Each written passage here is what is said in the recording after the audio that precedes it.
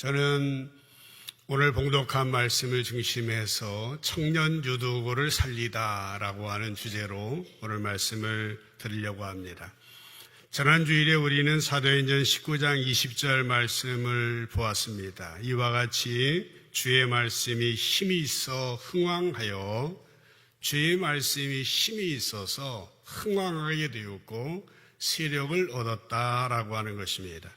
3차 전도여행 중에 있었던 사도 바울의 전도팀들은 에베소의 두란노 서원을 중심으로 해서 하나님의 말씀에 놀라운 부흥의 역사를 경험하게 되었습니다. 그러나 사도 바울은 이 정도로 만족할 수는 없었습니다. 그 다음 절 21절을 보시면은 이 일이 있은 후에 바울이 마게도니아와 아가야를 거쳐 예루살렘에 가기로 작정하여 이르되 내가 거기에 갔다가 후에 로마도 보아야 하리라 라고 생각하였습니다. 그런 열심히 기회가 있는 대로 이곳저곳에서 일하면서 승리를 얻은 후에도 늘 수수할 황금 벌판을 바라보았습니다.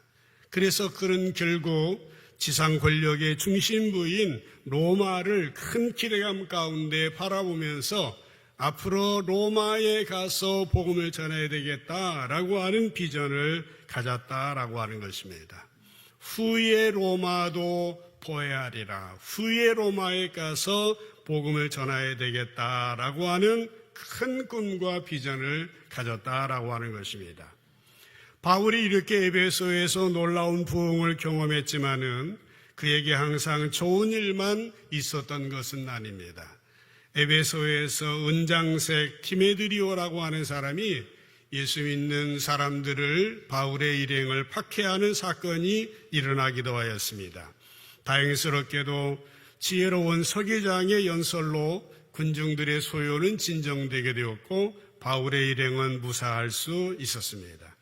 이런 소요가 그침에 20장 1절 말씀에 보면은 바울은 제자들과 함께 고난 후에 작별하고 마게도니아로 갔다라고 하는 것입니다. 2절에 보면은 바울은 그 지방 마게도니아 지방을 둘러보고 여러 말로 격려하고 헬라 그리스에 이르게 되었습니다. 그 지방은 마게도니아 지방입니다. 두란노 서원은 에베소입니다. 지도를 안 갖고 왔습니다마는 터키의 서남부에 있는 에베소에서 이제 어디로 갔습니까? 마게도니아로 건너갔다라는 것입니다. 마게도니아는 에게해를 넘어서 이제 유럽의 첫 도성인 것이죠. 거기에는 빌립보라든지 데살로니가, 베레아라고 하는 그러한 지역을 둘러보고 여러 말로 격려하고 헬라, 그리스, 아테네 쪽으로 내려갔었다라고 하는 것입니다. 3절에 보면 거기에서 3달 동안 있게 됩니다. 그렇게 하면서 마게도니아를 거쳐서 돌아가기로 계획을 하게 되었던 것이죠. 이렇게 사도 바울의 일행은 짧은 2-3절이지만은 이곳에서 거의 6-7개월 이상 머물면서 하나님의 말씀을 전하게 됩니다. 20장 6절에 보면은 바울은 무교절 후에 빌립보에서 배로 떠나, 빌립보라고 하는 지역은 마게도니아 지역입니다. 그러니까 에베소에서 마게도니아로 갔다가 여 아래에 그 헬라 그리스로 갔다가 다시 돌아왔다라고 하는 것이죠. 3차 전도여행 지도를 여러분들이 보시게 되면은 그 이동 경로를 잘 아시게 될 것입니다. 빌립보에서 배로 닷새 만에 드로아에 있는 그들에게로 가서 7일 동안 머물렀다라고 하는 것이죠. 오늘 읽은 7절 본문이 나오게 됩니다.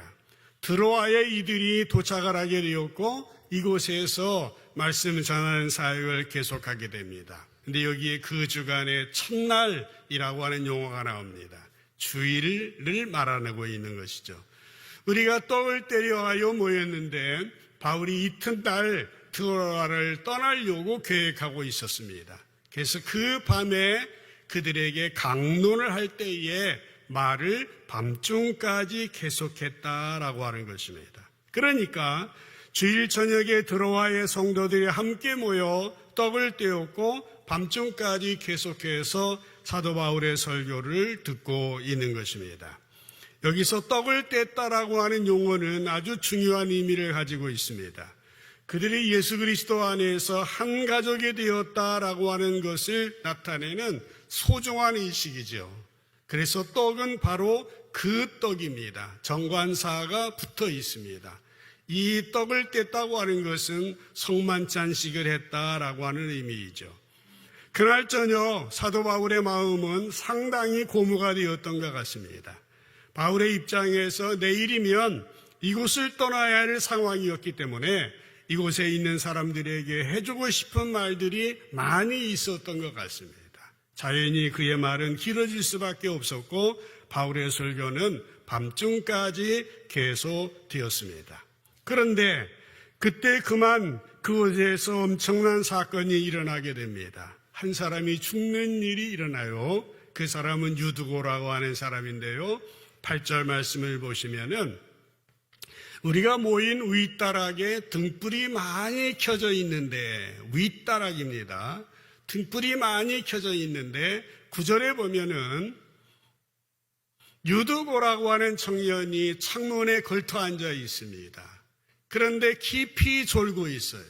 지금 졸은 분 아직은 안 계시죠? 조금 지나면 졸을지도 모르는데 이 청년이 바울 사도가 설교가 엄청 길어요. 이번 장로 수양회 때도 어떤 강사님이 마지막으로 7번 했다고 신문에 나왔는데 설교가 길어요. 할 말이 많아요. 청년이 깊이 졸고 있습니다. 바울이 강론을 하기를 더 오래 합니다. 졸고 있는데 더 오래 해요. 졸음을 이기지 못해요.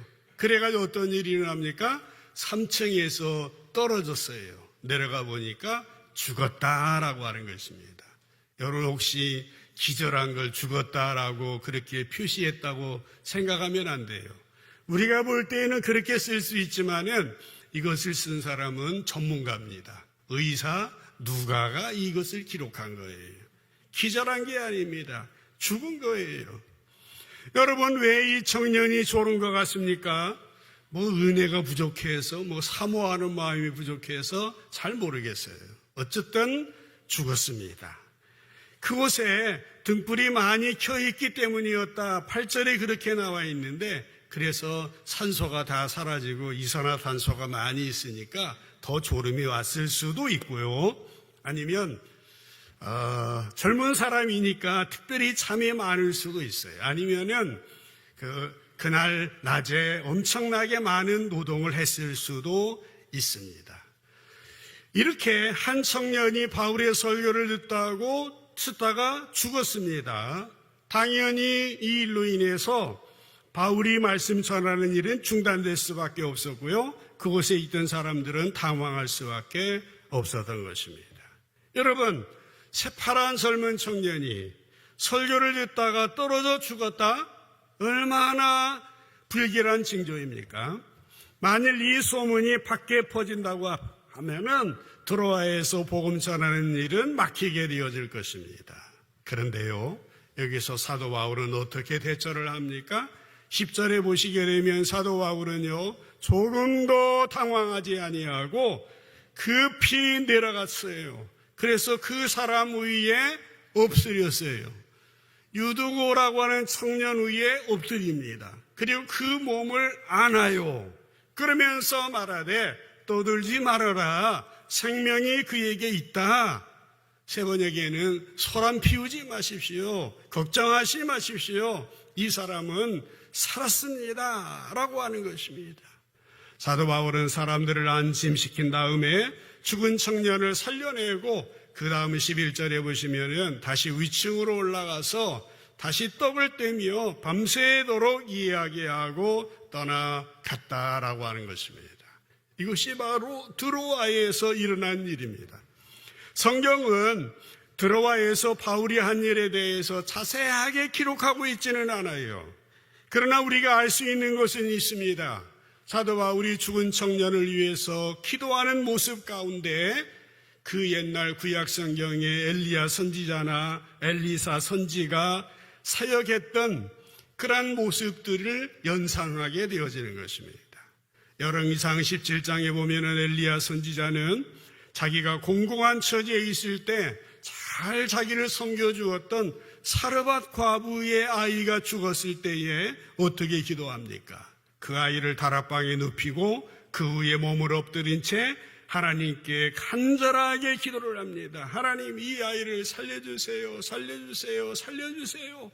3번씩이나 간절하게 기도해서 살린 적이 있습니다. 이것이 엘리야 선지자의 기록입니다.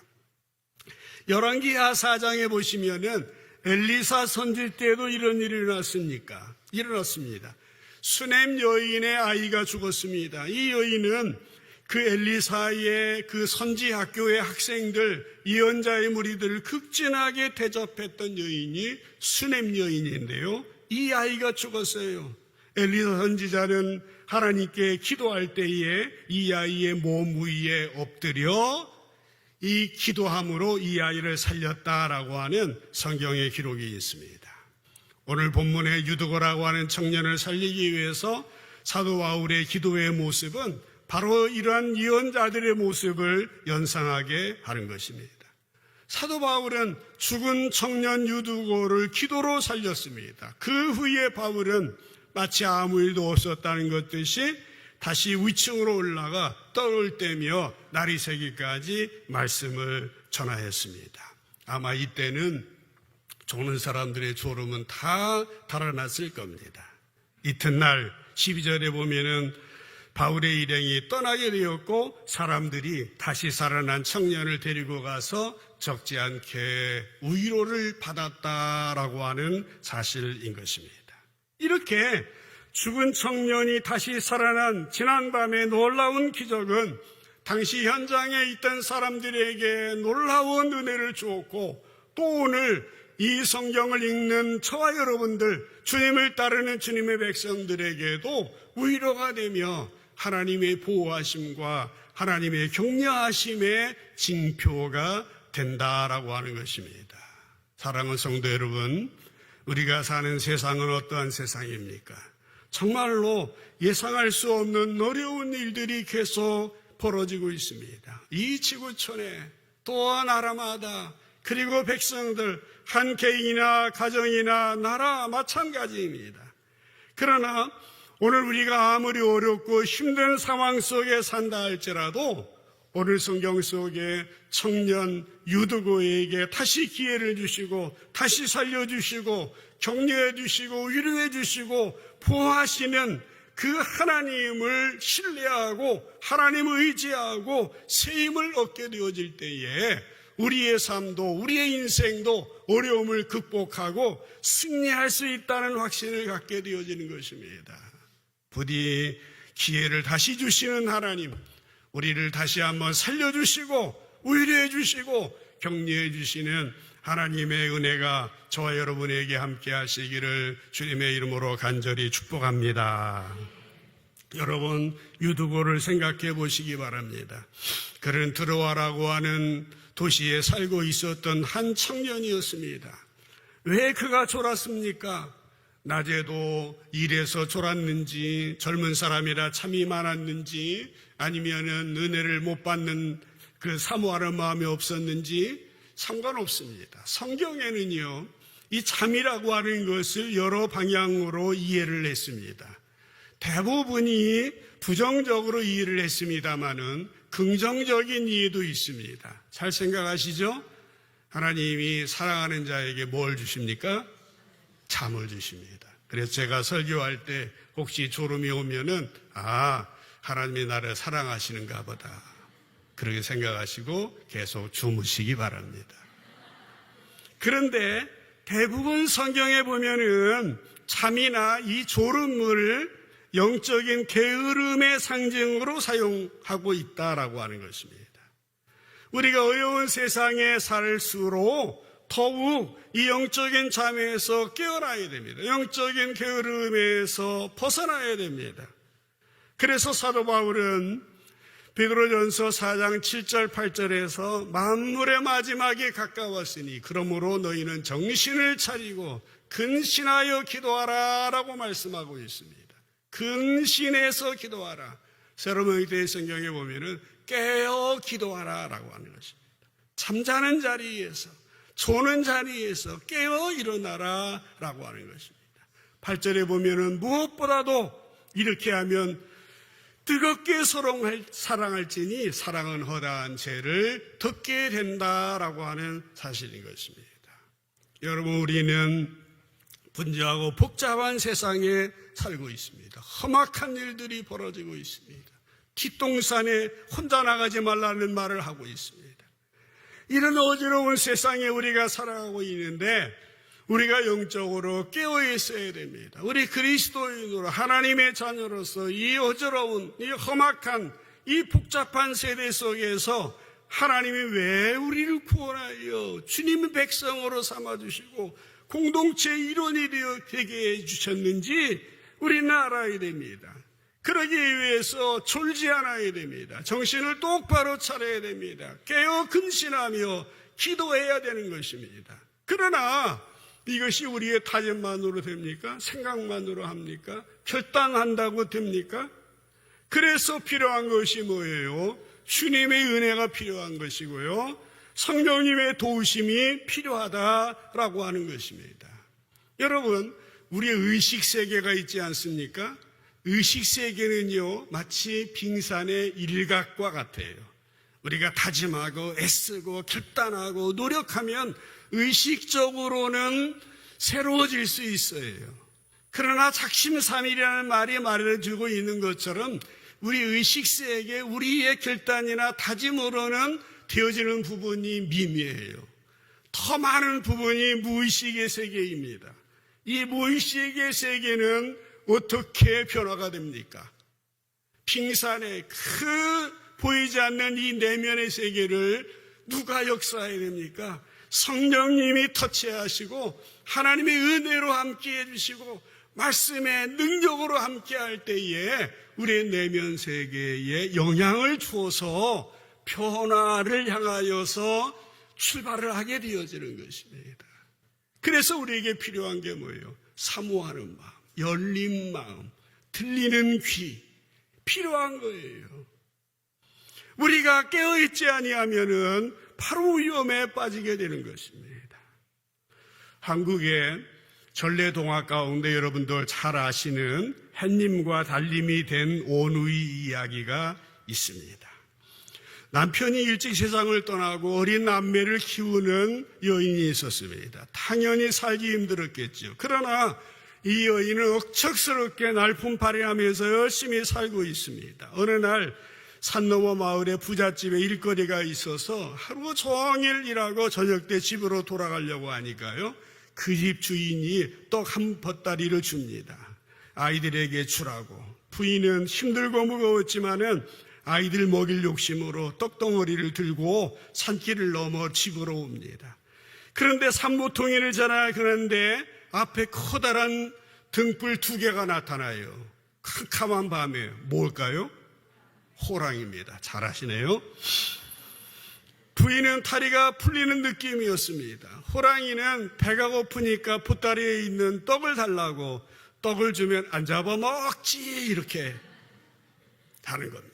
부인은 아까웠지만 어쩔 수 없이 떡을 주면서 아이들 기다리는 집으로 정신없이 가고 있는데 다음 산모통일을 돌 때에 그 호랑이가 다시 나타났습니다. 결국에는 이 여인은 잡아 먹혀버리고 말았던 것입니다. 호랑이는 그래도 양이 차지 않습니다. 궁리하다가 이 부인의 옷을 자기가 입고 아이들이 기다리는 집으로 갑니다. 아이들은 엄마가 왔으니 문을 열어라 라고 하는 말에 철없는 막내는 문 앞으로 달려가서 열어주려고 합니다. 그러나 의젓한 오빠는 밖에서 나는 소리가 거친 것에 놀라서 동생에게 문을 열어주지 말라고 합니다. 호랑이는 부엌에 들어가서 팔에 흰 밀가루를 칠하고 나와서 문틈으로 손을 들이밀면서 엄마 팔이니까 만져보라고. 만져보니까 매끈매끈 엄마 팔 같았어요. 동생은 바깥에 있는 가짜 엄마한테 소리 지릅니다. 엄마 배고파요, 배고파요. 빨리 밥 줘요. 그런데 오빠는 부엌으로 돌아서는 엄마의 치마 밑에 호랑이 꼬리를 보았습니다. 그래서 오빠는 동생을 데리고 바깥으로 빠져나와서 우물가에 있는 미루나무에 올라가는데 뒤늦게 알아차린 호랑이도 나무에 따라서 올라옵니다. 하지만 미루나무 밑둥이 워낙 미끄러워서 주르르 떨어져 엉덩방아를 찢습니다. 이 광경을 보고 있던 동생은 안 됐다고 생각해서 호랑이에게 말합니다. 도끼를 가져다가 나무를 찍어서 발 디딜 팔판을 만들고 올라오면 되잖아. 호랑이가 그 말을 듣고 옳다거나 싶어서 그대로 했습니다.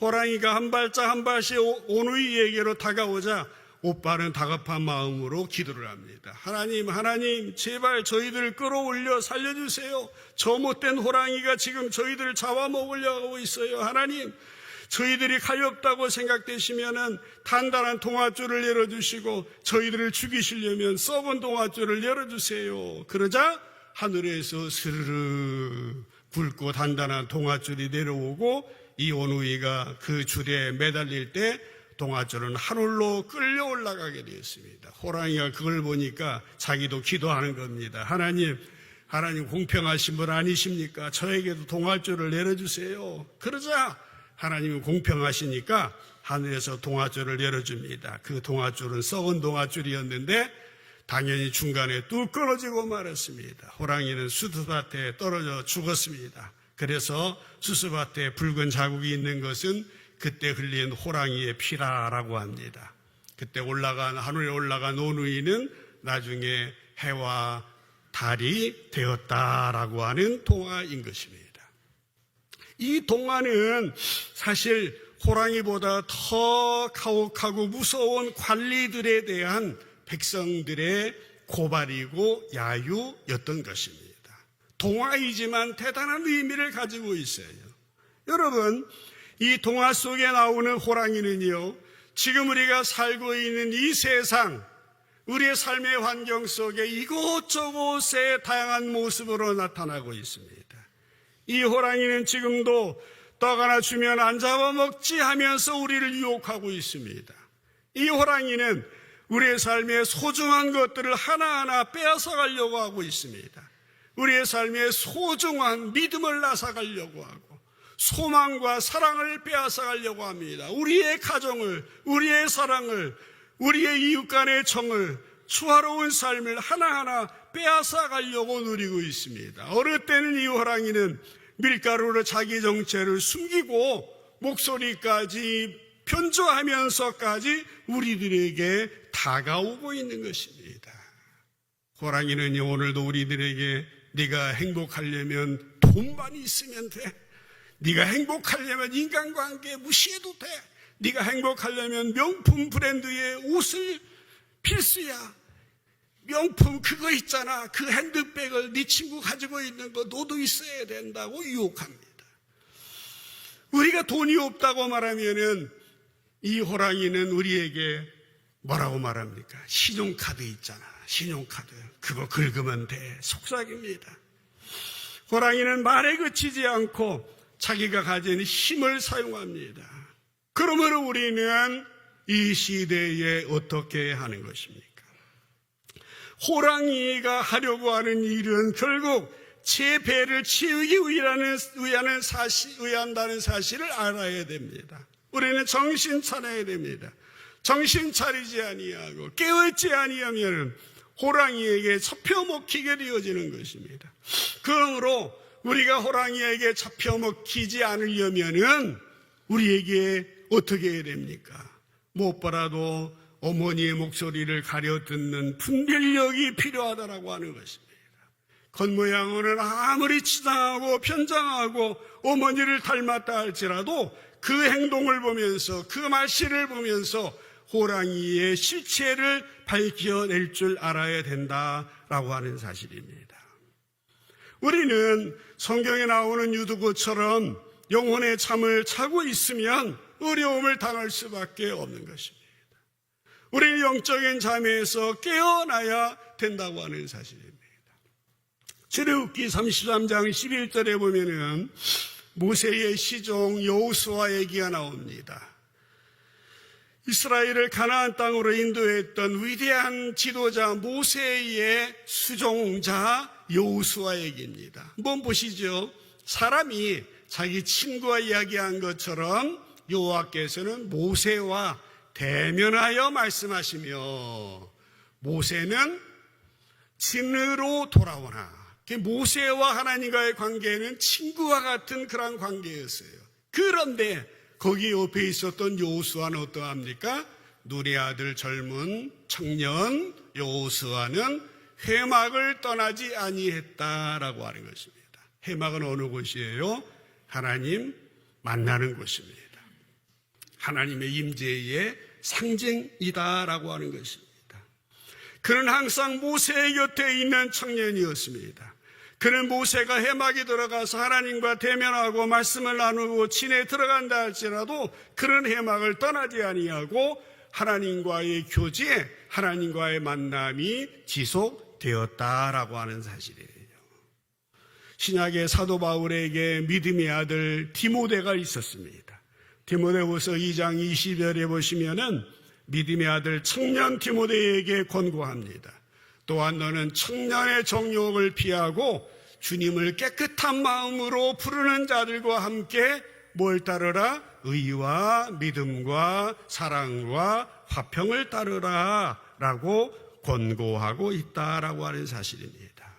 사랑하는 성도 여러분, 오늘날 세상은 온갖 호랑이들이 도처에서 출몰하고 있습니다.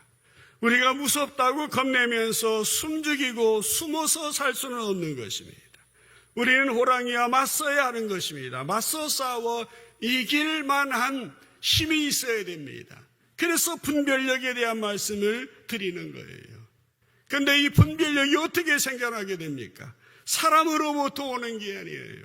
하나님께서 주시고 성령님이 보여주시고 들려주시고 깨우쳐 주셔야 되는 겁니다.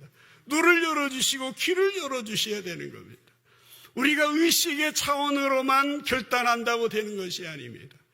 우리의 불같은 성령님이 우리의 내면 속에 말씀해 주셔서 신비야로 새겨야 되는 겁니다. 스파크가 팍 일어날 때에 그 말씀이 로고스의 말씀을 넘어서 레마의 말씀이 되어질 때에 그 한 말씀 때문에 그의 인생이 확 변화되어서 세계 역사를 움직인 유명한 사람들을 알고 있지 않습니까? 어거스틴이라는 사람부터 마틴 루터라는 사람, 존 웨슬레라고 하는 사람, 이런 사람들이 어느 한순간 그 말씀 한마디로 인하여서 잠에서 깨어나게 되었고 다시 일어나게 되었다라고 하는 것입니다.